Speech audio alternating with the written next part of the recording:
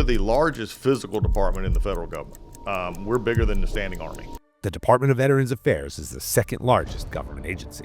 I sat down with the Secretary of the VA, Doug Collins. As a former US and Georgia Congressman and a chaplain having served in both the Air Force and the Navy, Secretary Collins knows what a veteran needs and how to navigate Washington and get it done. Everybody's going to have a problem. There's not a business or a hospital in this world that doesn't have some kind of issues that we know to. But what I'm committed to doing is fixing those problems. This episode is about bridging the gap between military service and civilian life, the responsibility the VA has in supporting our nation's most important asset, and why veterans are critical to American strength. I also have private health care. Why should I go to the VA? I think there's some things that frankly, the VA does better than private health care. It was their goodbye letter to me. Secretary Collins, welcome to the Jedburgh podcast. Glad to be here. Awesome to be back. Glad to have you in my office. Yeah. I mean, yes, we're in your office. It's awesome to be here. First time in the VA and in the headquarters of the VA, but a long-time user of the VA services. Good. And I will tell you that this morning when I got up and I really started digging into how we were going to frame out this conversation, I went through and I pulled up all of the services that the VA provides. Okay. And I'm going to tell you, because we're going to get into it, I think I've leveraged almost every pillar that the VA uses. Good. And I know that I'm going to ask you some hard questions about some of the stigmas around the VA, but I will say before we start that if you understand how the VA operates, it can be life-changing because it has for me. I think so. I think that's the thing that's most misunderstood. There's so many misperceptions about the VA. It's over the years it's changed. Over the years it's had its ups and downs. I've said all along that the modern VA was influenced by Vietnam. The Vietnam veteran who came back, who was not treated in a way that was sufficient, probably is the best way to put it. So they caused a revolution at that point in what the VA was looking like. And I think we're in the middle of another one right now. I think there's a generation of warriors that have come out that are now pushing us in a direction that is bumping up against the old DC mentality of bureaucracy and money and people solve everything. And we're finding that it's not. So I'm excited about where we are. There's a lot we can do. But I will just say this in the start of this for anybody that if you're only going to catch the first few minutes of this podcast, at least hear me say this. I know that there's going to be some people who are going to watch this and say, oh, Collins is full of crap. This is not. I hadn't got my stuff. Everybody's going to have a problem. There's not a business or a hospital in this world that doesn't have some kind of issues that we know to.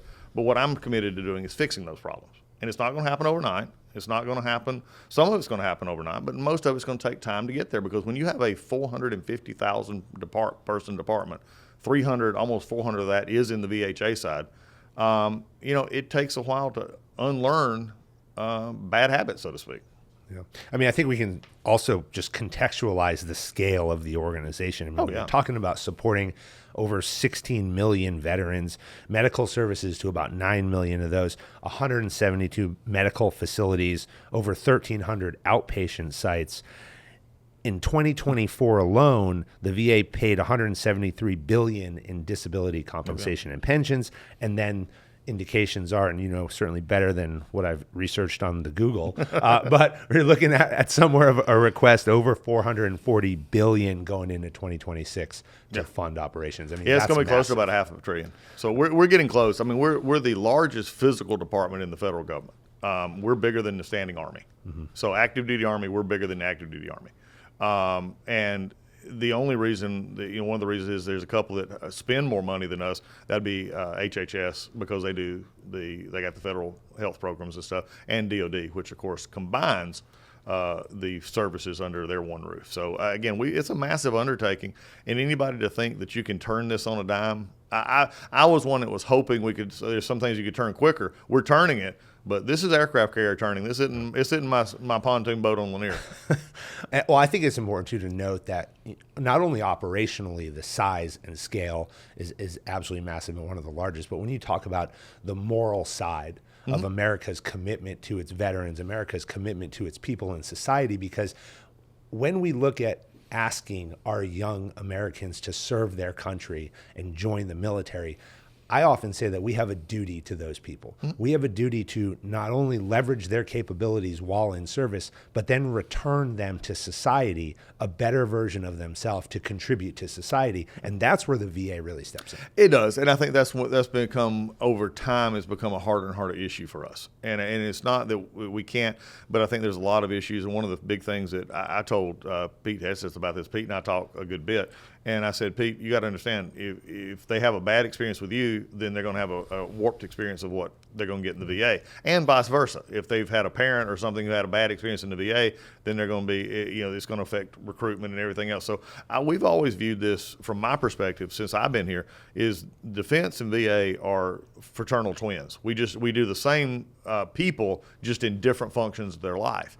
And I think that's something, transition is a huge issue that we have to deal with. I make the comment all the time, DOD owns it, I get blamed for it. And we're trying to fix that, because there's just, look, I think Pete's dead on, I think the president's dead on. He gave us two very different visions, I guess you could. He wanted the Secretary of Defense to have a warrior ethos mindset, fight and win our wars, which is always what we were supposed to have done. And he told me to take care of our veterans. And those are very similar in what they say, but they're very committed, as you said, to taking care of those veterans and making sure that the military experience in their life is a plus and not a negative when they get out. The Jedburgh podcast is brought to you by University of Health and Performance.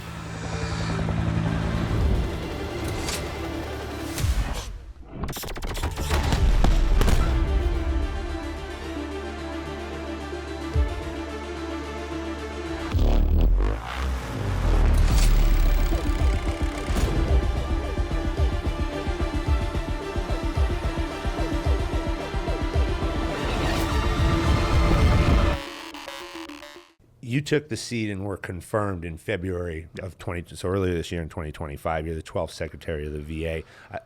Why'd you want to lead the VA? Outside of when the president calls and says you want to lead the VA, it's probably hard to say no, but why? Yeah. Have you ever met the president? I haven't. It's sort of hard to say no to him. He is a very charismatic person and a very great leader. But I think, for me, at first there was a lot of discussion about, places I could serve and help. And, and I was, like Lisa and I, very frankly, were very happy with what we're doing. There was some stuff I was taking care of from my time in Congress. I was able to, I worked a lot with criminal justice reform. I worked with intellectual property. I was having it was good.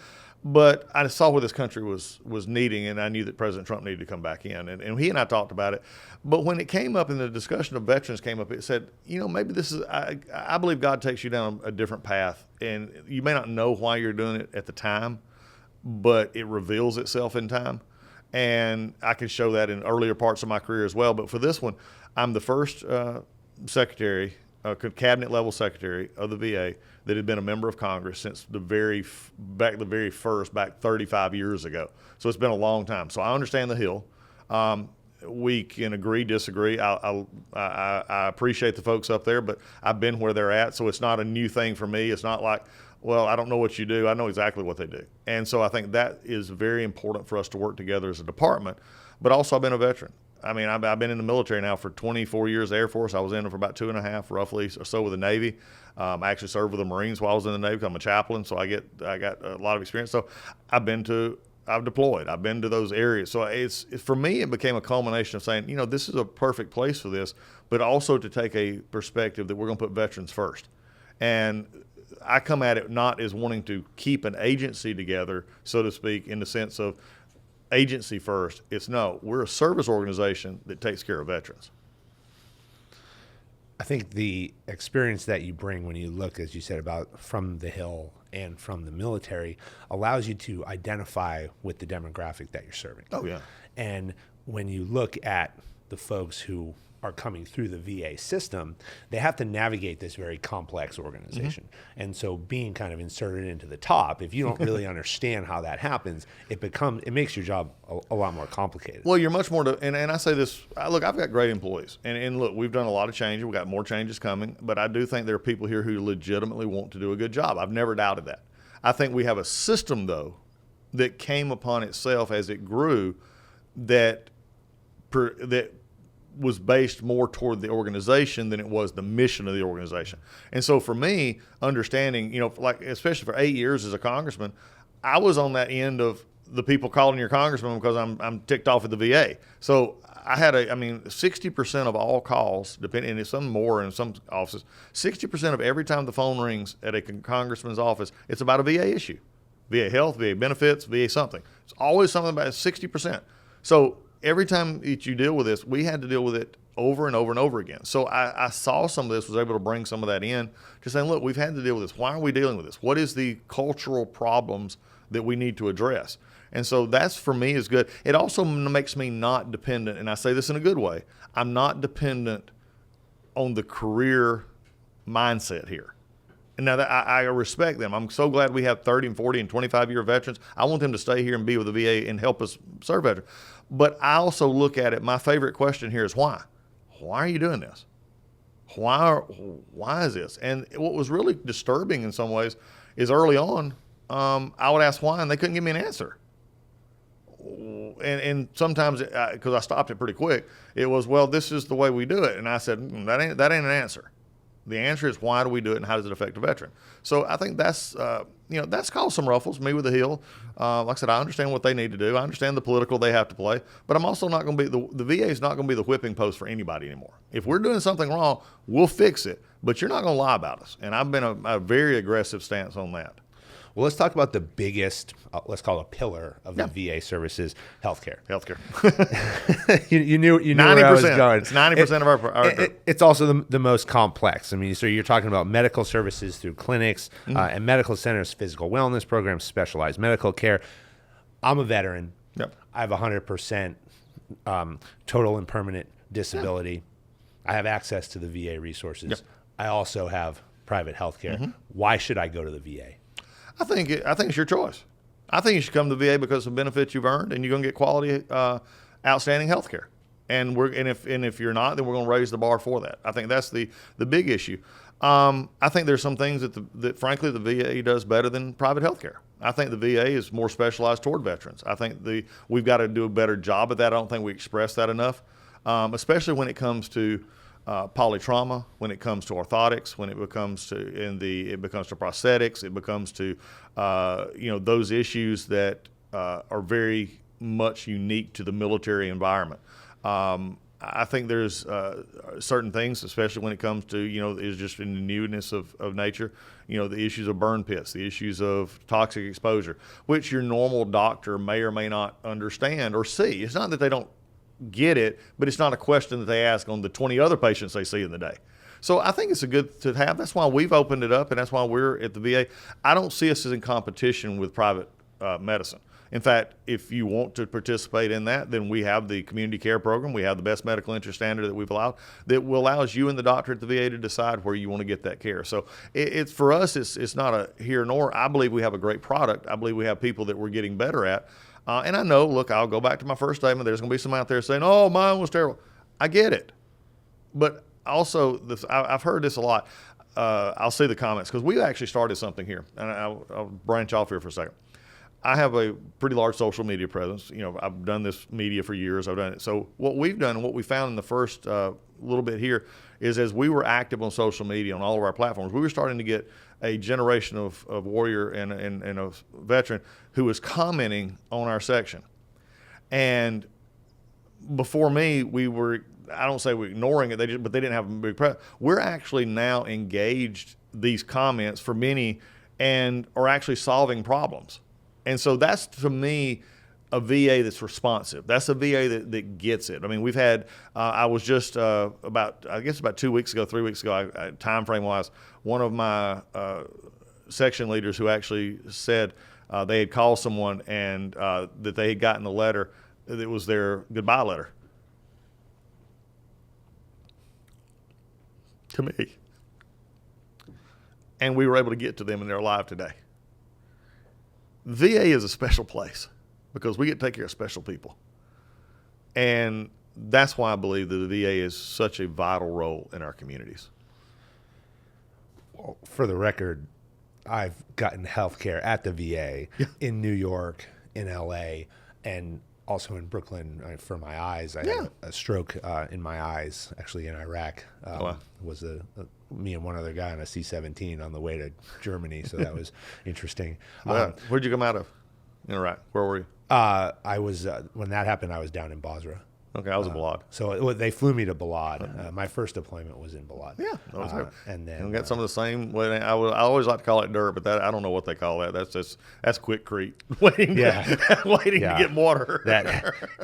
That place was an interesting one. And I also spent 3 days in the hospital at the Los Angeles VA as well, where I went in, just wasn't feeling well, and came out 3 or 4 days later. So it's always been there. But one of the things that has been a stigma as we've gone through the years is wait times. Yep.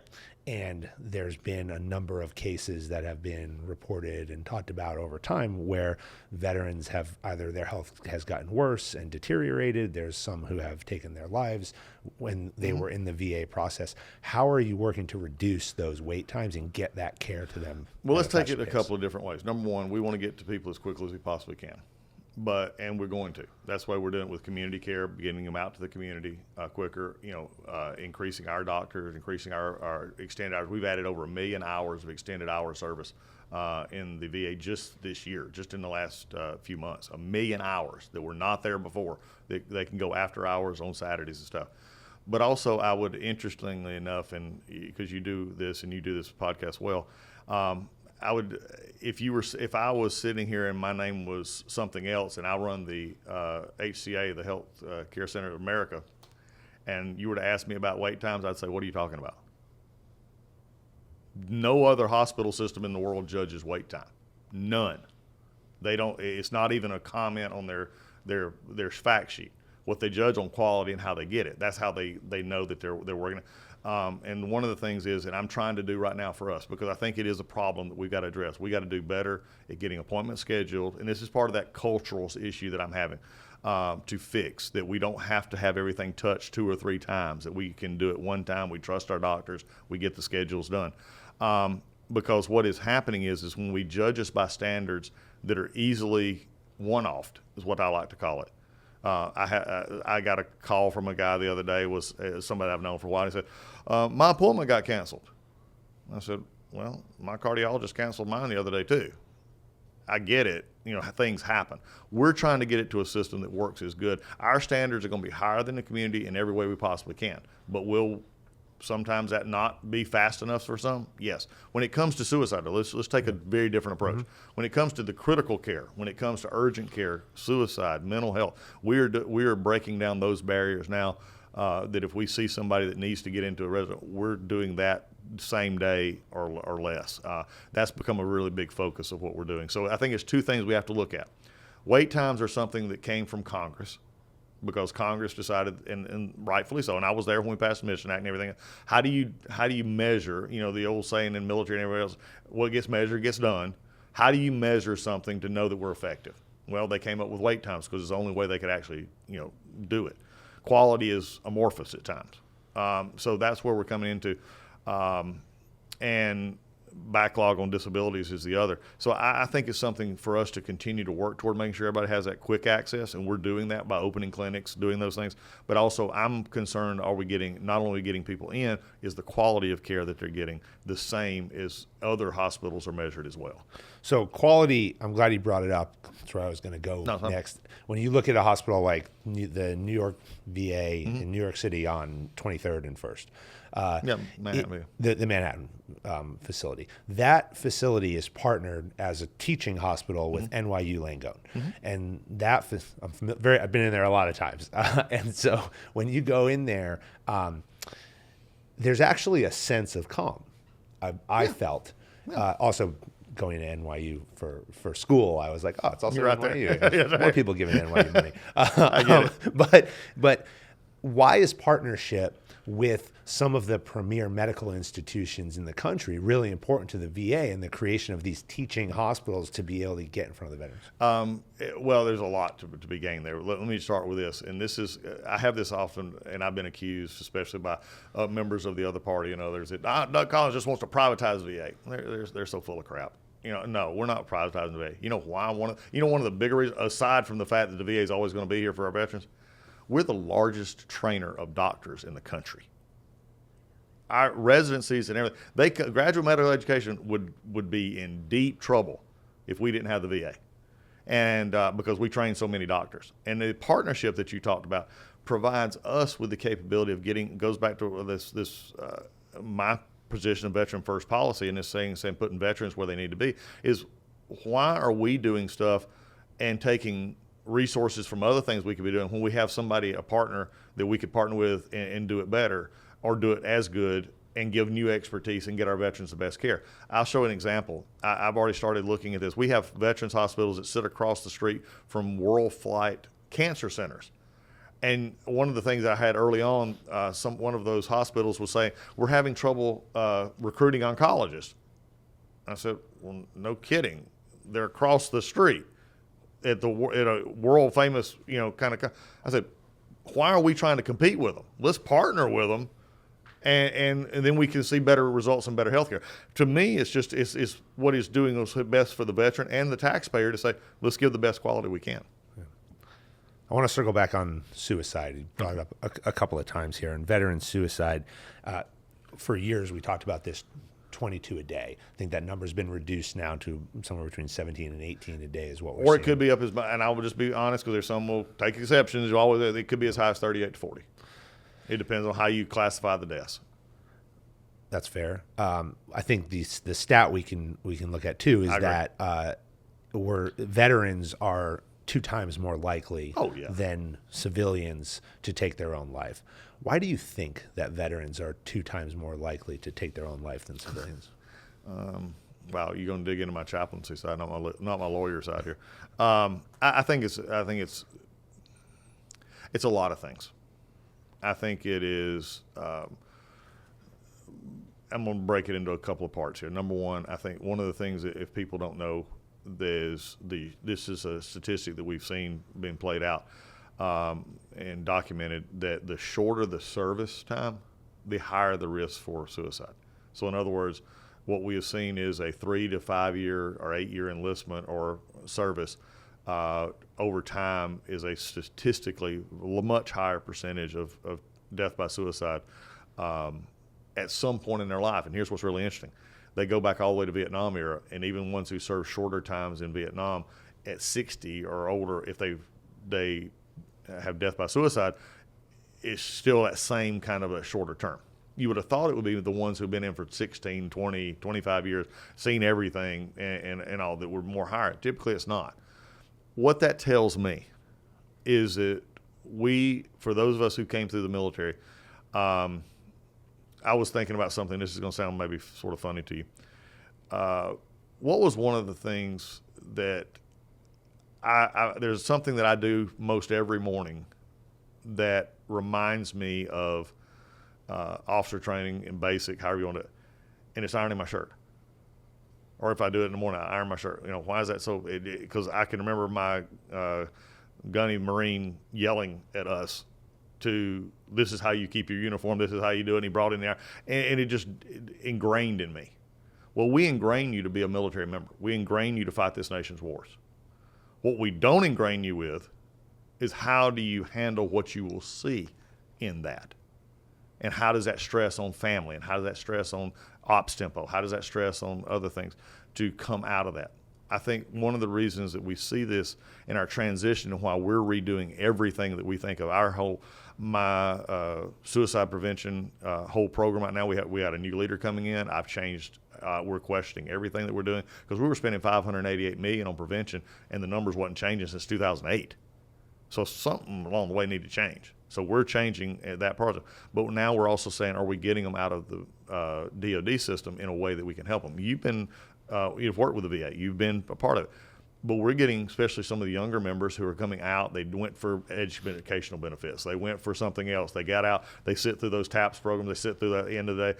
Oh, yeah. And then at the end of the day, they have issues that they're not dealing with. They go out. They don't have health care. They don't have a doctor to go to. We're trying to make that transition almost seamless, that if you've already earned the benefit, we can get you into VA health so that we have you there for preventative care and everything else. I think that's the biggest issue, is that they get out from a situation in which they, good or bad, okay, and we got to be honest about this. Some have good memories of their service and some have bad memories of their service. But it's a unit, a cohesion. There's a knowledge of what we're doing, and then all of a sudden, within a day or a week, you don't have that anymore. Ain't nobody gonna call you and see if you show up for work. Ain't nobody gonna come and say you're AWOL if you don't get out of bunk. I think that is that transition that we were gonna have to continue to work on to give them an experience that they see something worth fighting for in their own life. I didn't even know that the VA had a healthcare program when I was in service. And it was one of my last days going through the transition program. And you have to go to all the offices and get your box checked. And I think I was in the Disabled American Vet, the DAV, the Disabled American Veterans Office. And that was one of the boxes that had to be checked. And everyone in that building, 10 plus years at Fort Carson, didn't even know that building existed. Went in there and, I don't know, like the sun was coming in at the right angle on the guy sitting over there, and birds singing, angels hunting. And he just said, "Whoa!" I was on my way out the door, and he said, "Oh, did you happen to check out the VA healthcare program?" I stopped. And, what?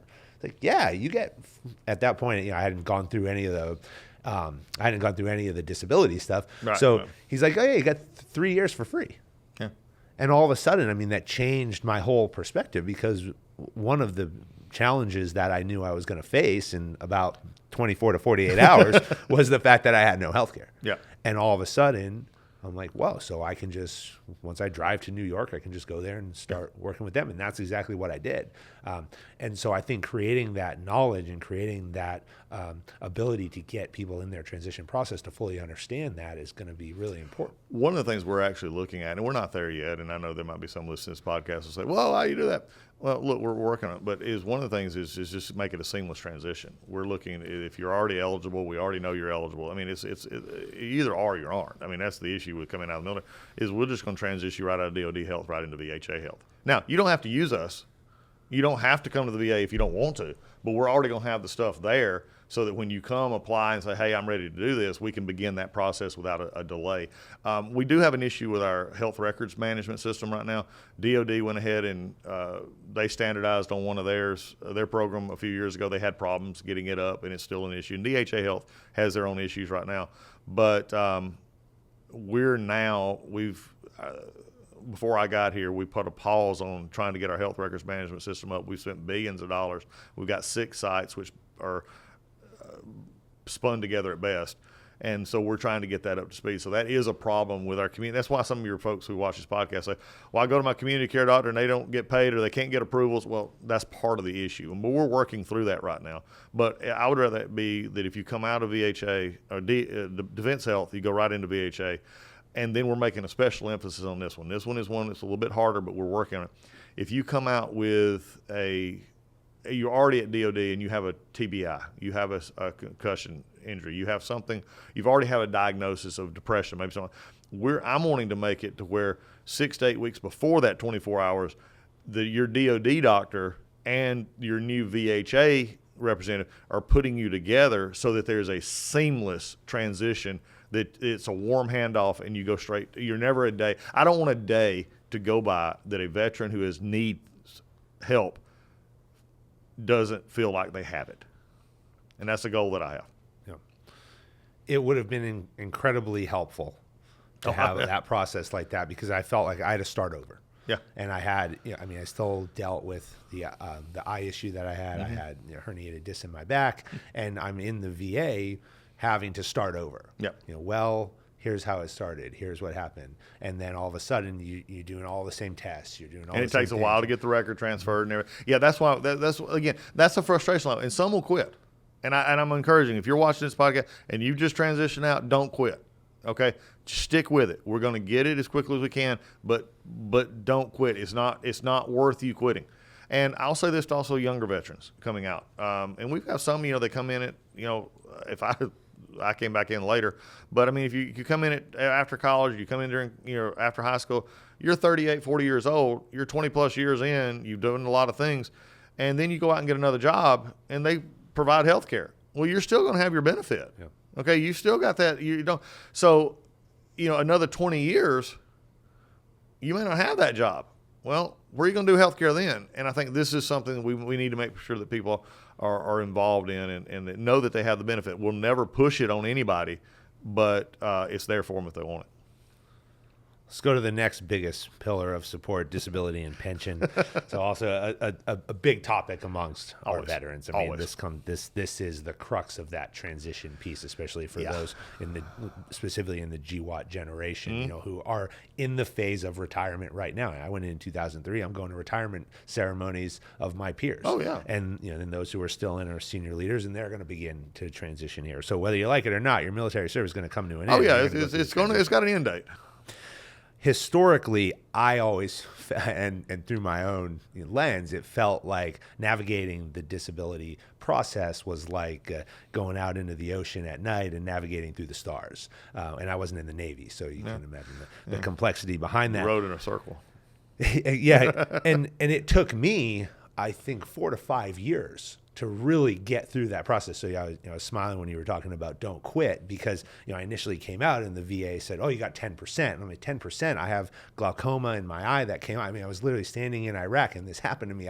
And it's like, oh, not service connected. Okay, well, that's not possible. So then I went and got an advocate at the VA, because someone said through some random conversation, oh, there's an advocate office on like the 8th floor. And I remember walking up, finding the advocate, hey, can you help me? They got me to 40. Like, well, 40, still, I don't think that we're there. Yeah. Then I went to the Wounded Warrior Project. Wounded Warrior Project got me to 90. And then I found the Green Beret Foundation, and we'll talk a little bit more about their veteran service, their veteran support through their disability program in a second. But they got me to 100. Mm-hmm. So there was all these folks who had to get involved in my case to get there, and yet it felt like this is a process that's repeated thousands of times every single year, every single day. Yeah. And transitioning veterans, why does it feel like it was the first time? Because for the way our system's set up, many times it is. And I think this is a problem that we're addressing. One of the things you said, though, that is something that I have spoke at almost every major VSO convention. I've talked about this on everything else. And I appreciate, let me just flag this by saying, I appreciate every organization that's helping my veterans navigate a very convoluted process. I appreciate them so much, okay? But also, there's a certain point in time in life, I don't want them to ever have to do this again. They shouldn't have to be there. You've earned the benefit in your service to this country.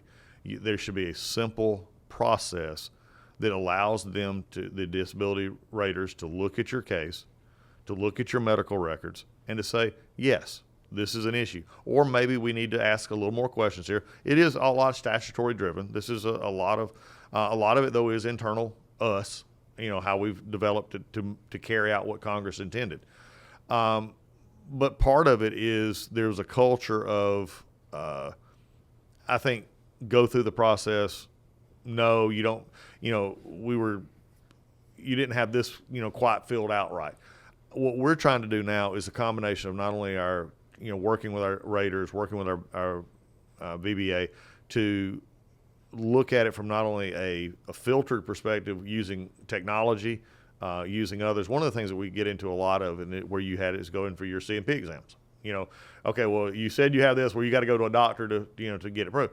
Well, the crazy part is that most of the time, and probably in your case as well, it was in your medical record to start with. I can save probably billions of dollars if I just had something to look through the records and say, yeah, I see it here, we're done. We don't need to send you out to another party to go through this exam process, which for many is hard to get to, hard to to deal with. So those are the kind of things that we're looking at right now to say, how do we fix this and make it better? I go back to this, and it's probably still in our forums right now. I'm still trying to figure out how we take this out, but there's actually a forum if you go back to your first days of doing disability, there was a whole form on there that asked for your military history. Why in God's name do I need that? All I need is your name, your DD-214, and your Social Security number. I can find anything I want to about you. Why do I need you to write that out? So those are the kind of little things that get people frustrated, that they then have to turn to these great organizations that I appreciate them helping. But my goal is, let's get to something else. The VA needs to be simple enough that a veteran of any skill set and ability can navigate quickly and efficiently this system. And then we've also got to make sure that we're out there taking care that some people are not being led along as well in that process. And, those are the kind of things we have to deal with. We're dealing with the board. We're dealing with a lot of things, but it just needs to be simpler than what it is. When you're seeing success, though, I mean, and I want to highlight some of that. In fiscal year 2025, government fiscal year started October, so we're coming up on the end of that.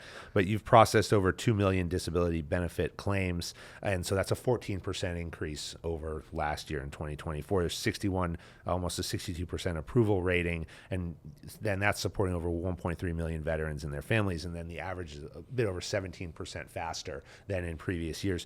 Do you think that is it a people change? Is it a process change? Is it a technology change that has really led to that increase? Yes. Yes, yes, and yes. I think it's yes. I think it's I just sort of say this is this wild-eyed, crazy guy who sits in this office who relentlessly will not let us be average. You're getting a preview of something that this department is going to get here in the next little bit. We're going to live to a standard.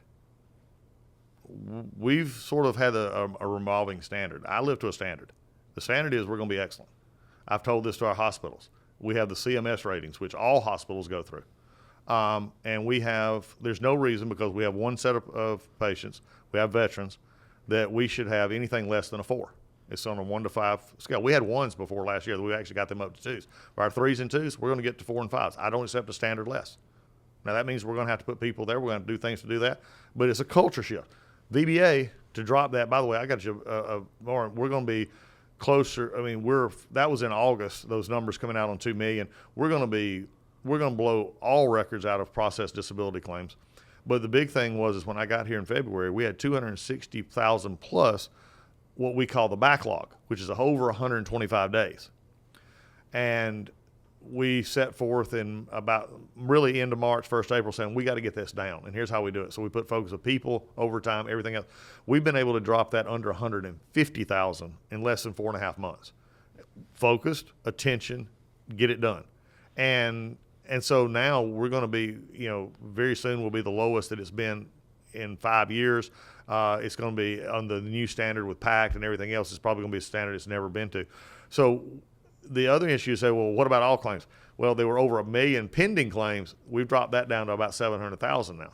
So we're making progress. People are getting answers. Now, not everybody's going to get the answer they want. That is because of certain deals. And it's not just say I have it and you get it. That's just the system's not designed that way. But the system is designed to get you to a place that if it wasn't right, then we'll look at it again. So I'm very proud of what we're doing over at VBA. It's difficult. Everybody thinks it's just, I'll just use your example. Well, it happened here. Well, it must have happened. Well, yes and no. There's been examples where it may not have been. And by the law, we can't, do that. But we're trying to bend toward what is best for that veteran and get them to the help that they need. Yeah. One of the areas where specifically at Green Beret Foundation has been successful in the partnership with the VA is specialization. And so Green Beret Foundation sits, I think even today, at least as of yesterday, was still the only special operations veteran service organization accredited by the VA to process claims. Yep. And so we're super proud of that. And we have a number of veteran service officers who sit in each one of the active duty groups. And what that has allowed is really to reduce what the story I told you of walking in and having somebody make an offhanded comment. And now part of the transition process of every Green Beret, as they out-process the Special Forces active duty group, is to go sit down with the veteran service officer who's then going to say, okay, hey, here's how we're going to line you up. And they're going to then advocate and they're going to process their claim as any of the VA disability claims processors would. Yep.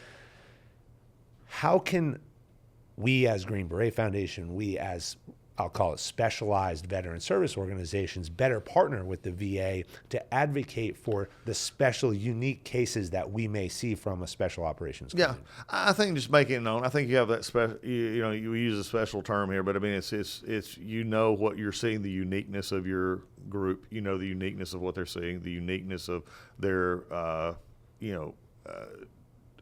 mission, if you would. I think just finding. I think one of the things finding patterns. And I think that helps us all if we say, okay, here's a pattern we're seeing. and then getting that information to our VBA folks and say, hey, we've had this now showing up in about 10 cases here, and it seems to be, and I say this is the way we're interpreting here. Here's the way that the law reads. Is there something we can fix here if there's a need to either change the law or change the regulation? I think that's where the real special relationship can come in. For not just Green Beret Foundation, but others, is to say, what do we see that can be fixed? I'm open to ideas. Look, I meet with all organizations. If they're helping veterans and they're doing it the right way, they're doing it ethically, they're doing it, above board, morally, everything else, we're going to meet with you and we're going to say, hey, we'll partner with you to help. And there's always been, we have a great relationship with our standard, the big 8 VSOs and everybody. We still work with them, and we want to continue to partner with them. I've spoken at most of their convention. But there's a lot of nonprofits and other organizations that are providing very specific help in not only the special operator community, but also other communities as well, that we are willing to learn from. And especially when it goes back, circle back to, as you said earlier, circle back to suicide, especially in those areas of how do we get those who are dealing with PTS, dealing with TBIs and stuff. They are specializing in this even more so than we can on a grand scale, and we want to see those continue to flourish. There's a lot of organizations out there that do that. All right, well, I'm going to make the intro to our president and CEO and our chairman, so that we'd love to set up a conversation with you. No, I'd love to. More about that. Love and to. They're going to pump you for grant money probably too. So. They can apply. The great part about it is I separate myself from contracts and grants. This is God bless you. We see how you find those. Let's talk about education. The education programs that come out of the VA are critically important. I mean, I leveraged in my transition service both the GI Bill and then also vocational rehab. And I talk to a lot of people even today, and they'll say, I want to go to school. And I'll say, would you go to vocational rehab? And I don't know what vocational rehab is. It's like, right, well, vocational rehab was critical, along with the GI Bill, in paying for my NYU MBA, in addition to the policies that came out around loan forgiveness for permanent and total disability, which happened in President Trump's first term. Where do you see the educational benefits going, and what is your guidance to that division of the department to better support the veterans who are looking to increase their education? I think one is just letting people know again continually that it's out there, and it's not. And one of the things also we don't talk about enough is sometimes the veteran gets out and they really don't want to go back to school. Okay, but that benefit they can transfer to kids. They can transfer it. There's abilities in there so it can help a whole generation of a family. Take pressure off of college, pressure off of technical schools, those kind of things like that. You brought up something, though. That's an area that we're very proud of. It works very well in our system. You have some organizations at schools where we deal with it. Sometimes payments get delayed. You work through those, but for the most part, it's a program that actually really works. And I think learning is the key to most anything. I learn every day here. And if you quit learning, you're really in trouble. But you've also brought up something else. Our Voc Rehab, our VR&E program, is something that has suffered under the previous administration, unfortunately, through some just bad choices that were made. We're getting ready to increase the numbers there again, hopefully several hundred, to get more people involved in how they can use skills, find new skills, get that issue that they have. I see in a bigger picture going forward, over the next few years, I see a big need in our veteran community to gain skills that those who don't want to go to college, those who don't want to go to traditional liberal arts, that are able to expand their skills out in electrical, plumbing. We're in desperate need of those trades, and they're paying very, very well. The other thing is I think we're trying to help with states in giving guidance on how to break through the certification barrier. This idea that the government has to certify everything is in the way they do it is a barrier. Well, can we get states, and I've already talked to a couple of states, legislators in different states, on how can you not lower the standards, but accept a military standard that was a certificate like, whether it be firefighter, EMT, and then let it transfer over into the civilian workforce. So there's a lot of area. It's a huge area of education, but I think it's something we need to do. Well, as an entrepreneur, I've also been able to leverage the skills that I learned leveraging the vocational rehab program. because the VA, it's since been transferred to the SBA, but the VA for a long time held accreditation for the service-disabled veteran-owned businesses. Right. And there are so many set-asides that are coming out of not only the federal level, but the states. And specifically in New York State, there's a lot of focus on veteran-owned businesses and getting them involved. And so those certifications that we've been able to gather through those programs have been really critical. And you talked about the trades. I had an opportunity to sit down with the former Sergeant Major of the Army's, Dan Daly, where we talked about the trades and the importance of getting people out of service going into the trades. And I think that's where they can go into vocational rehab and say, I want to be an electrician, I want to be a plumber. And we work a lot with the unions in New York City. They do pay pretty they pay very well. Well, you look at it, and also we can give them, benefits on actually tools and equipment that they need, that they wouldn't have to put out of pocket. If you need this to get this education, those are the kind of things that we can, are encompassed in some of what we do in that area. So I think sometimes when somebody mentions education, they think of, only think of the one-way street of a 4-year school or a community college or whatever.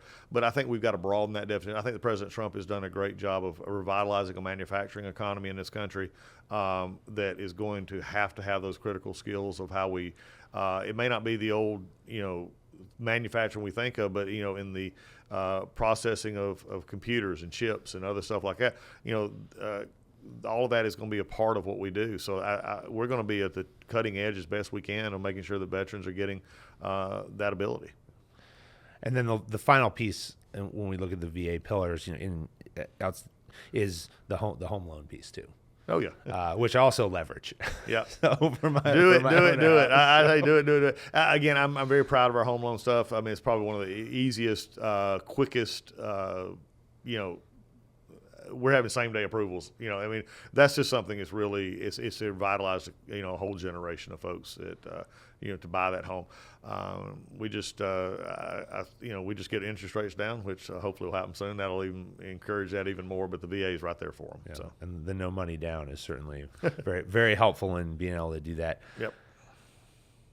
We spoke earlier about your career prior to coming into this role, both as a state congressman and also as a U.S. congressman, and then also your time in both the Navy and the Air Force. As you sit in the seat here, and there's been a lot of discussion about the reduction in forces. I think the VA was initially directed to reduce by about 80,000. Now it's, I think, 30,000 is the number they're looking at. Two-part question. Number one, how is that reduction going to affect the VA's ability to service the veterans? But also, number two, as you look across the organization from a leadership perspective, what are you asking of the team members? Yeah, I think number one, and I think this is an understanding we need to have, is we were never in the sense of saying you have to get rid of 80,000 people. It's just like anything. If you have a goal, you got to set a goal.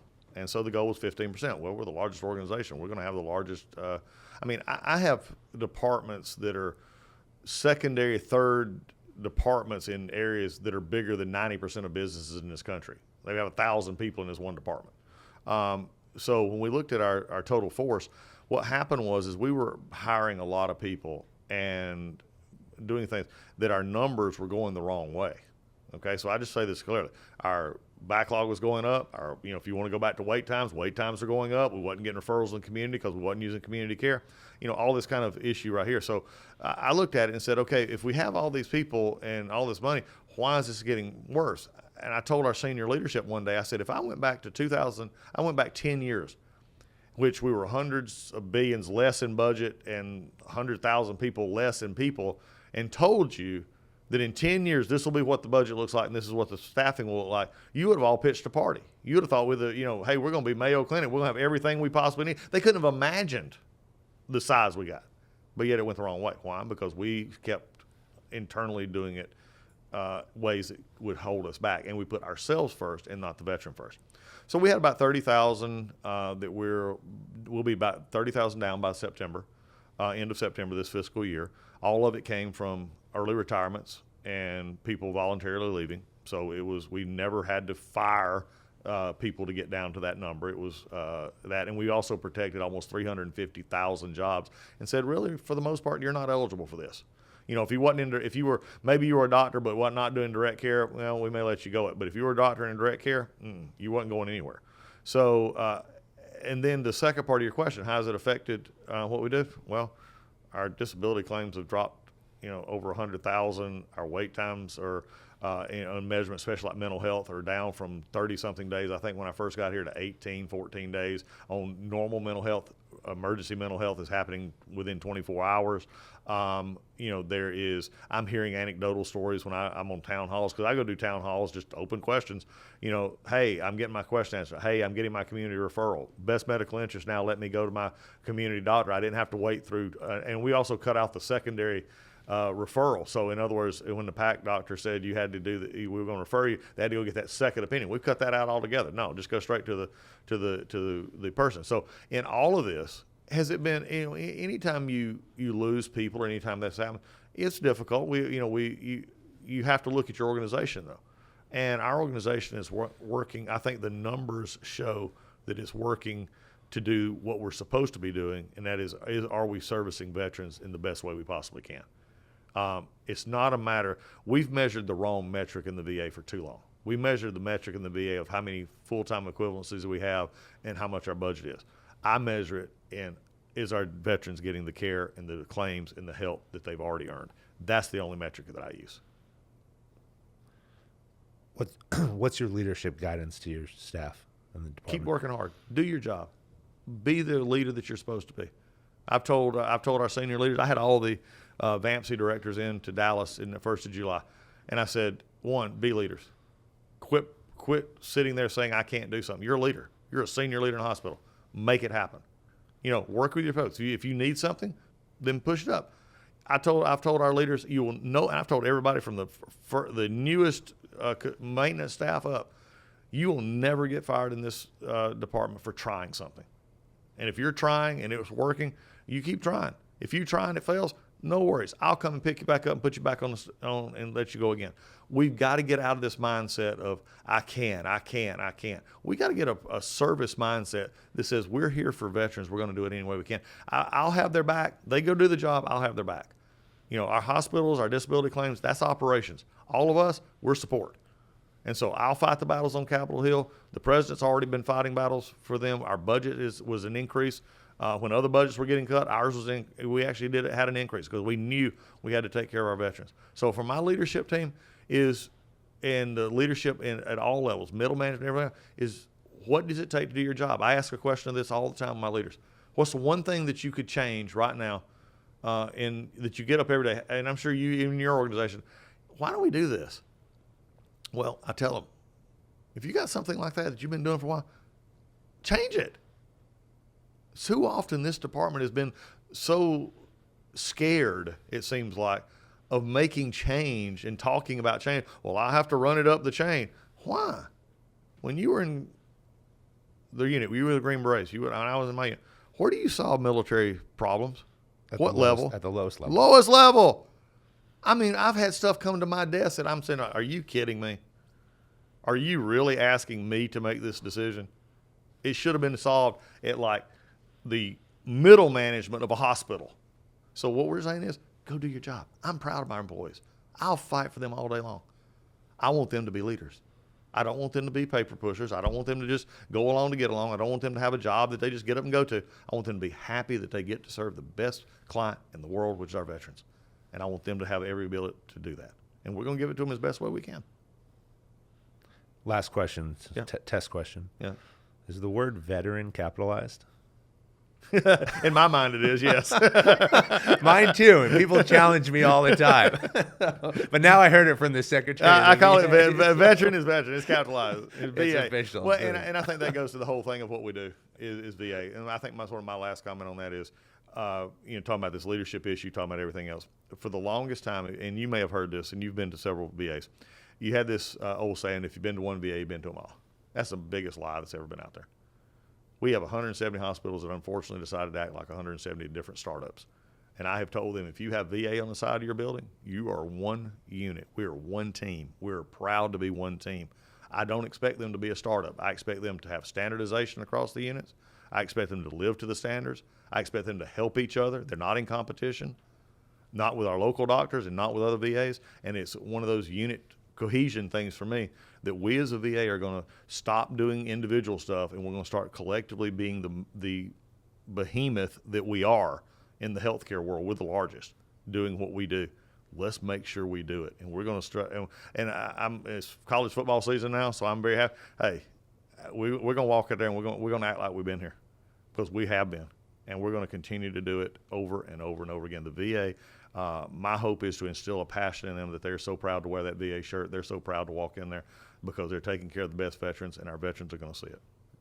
Well, leadership starts with having a vision, creating a mission, executing at an excellent level against that, and having a defined standard. I mean, that's what we learn in the military at every level, and that's what you're instituting here at the VA. So, yep.